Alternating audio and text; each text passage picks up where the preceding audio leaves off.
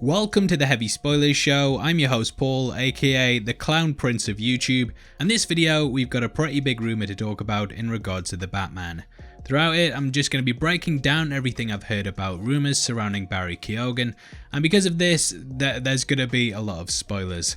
Now if you don't want anything ruined, then it's time to activate the Nightfall Protocol and shut down your entire computer, burn all evidence, you dirty bad boy. However, if you enjoyed this video, then please throw a batarang at that thumbs up button and make sure you subscribe to the channel for videos like this every day. With that out of the way, thank you for clicking this. Now let's get into our breakdown. Okay, so if you cast your mind back to a couple of months ago, you might remember that we dropped a video discussing a message that we'd been sent about a Joker cameo that would be in the upcoming Batman film. He would reportedly appear for a brief moment in Arkham Asylum, which Batman would visit during one of the many scenes in the movie. Now, according to the message I was sent, the creative team behind the movie were using a stand-in at this point, and they hadn't actually cast an actor in the role. I took this with and say it with me, a grain of salt at the time, but since then there's been a lot of things I've heard behind the scenes that seem to confirm that not only is this the case, but that Barry Keoghan could in fact be playing the character. I'm going to completely butcher Barry Keoghan's name this entire video, but as I'm sure you're all aware, the filming on the movie was shut down recently due to a cast member catching coronavirus, and just before it was about to resume, I got a message from the same person that sent me the firefighter helmet saying that filming was going to resume on the 17th of September. This turned out to be true, and with this message they also said that there was a member of the cast who was not playing who everyone thought that they were.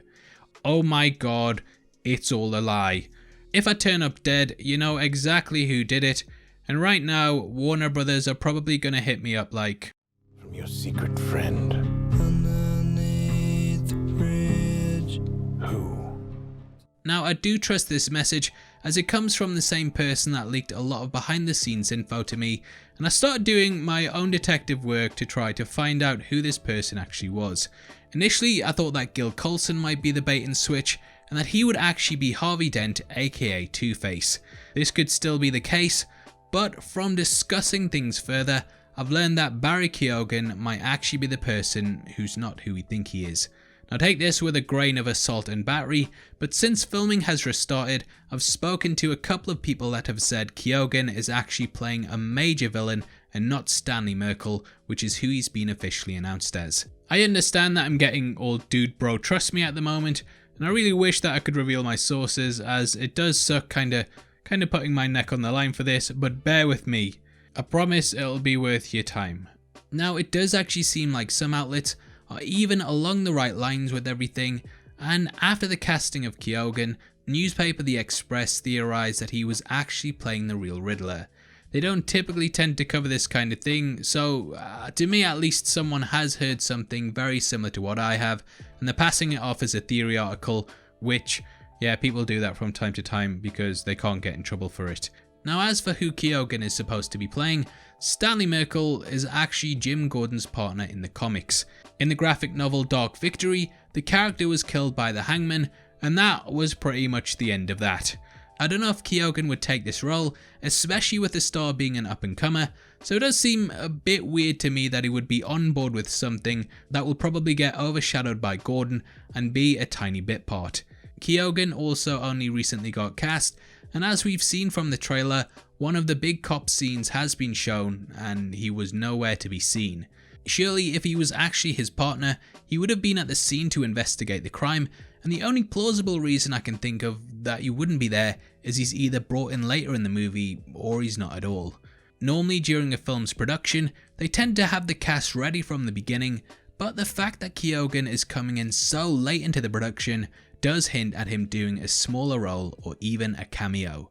This would line up massively with the apparent visit that Batman has to Arkham Asylum, and he could come face to face with him there, which would tease him reappearing as the villain in later movies down the line. I can see a lot of people thinking that The Eternals is also a comic book movie, so it doesn't make sense to have it this close. However, the next Batman film probably won't be out until 2023 at the earliest, and thus I think that there would be enough distance between the properties. Now Batman on film has been hinting that he's also been doing a different role to what we know about, and shoutouts Big Bat Theory for dropping one on how he might actually be playing the Mad Hatter. I was speaking to them today about the whole casting rumours, so I thought I'd go over what they had to say about it. So Big Bat Theory thinks that Keoghan is playing Stanley Merkel, who will also be Mad Hatter. They stated this situation is comparable to when Liam Neeson was cast as Deckard, but was really Ra's al Ghul. It's Ra's al Ghul, but I'll call him Ra's just to stay in line with the movie. Now the studio didn't lie about his role, as the character is identified as Deckard in the film, but it worked to hide his purpose in the plot. Big Bat Theory thinks that the situation with Merkel is going to be very, very similar. Now the reasons that Barry Keoghan's secret role could be the Mad Hatter is that Hatter was rumoured to be in the film since the very beginning. The casting of the Carver twins points to Hatter's involvement. Keoghan is a perfect Mad Hatter in looks, and he's also cool as hell. Now Big Bat Theory said that if they wanted to reinvent Hatter, he'd be a drug dealer / cult leader inspired by Charles Manson. In this situation, technological mind control devices would be replaced with manipulation and abuse tactics. He'd also be a deadhead hippie because no one else is that obsessed with Alice in Wonderland, and we know that there was a significant drug bust that happened before the events of the film. We know that police corruption is also a major part of the Batman's plot, so Big Bat Theory is kind of tying this all together. Now they think that Stanley Merkel might actually be a corrupt cop who has been tasked with moving confiscated drugs. He may even be an undercover cop whose alias is Jarvis Tech. As a police officer, no other dealers and gangsters would mess with him, and that power plus the drug use could explain him going mad. This theory wouldn't be a very comic book accurate Mad Hatter, but it would explain why Batman would interact with him in the plot. He'd be connected to the corruption and possibly even the Penguin, who appears to be doing some type of drug deal when Batman shows up.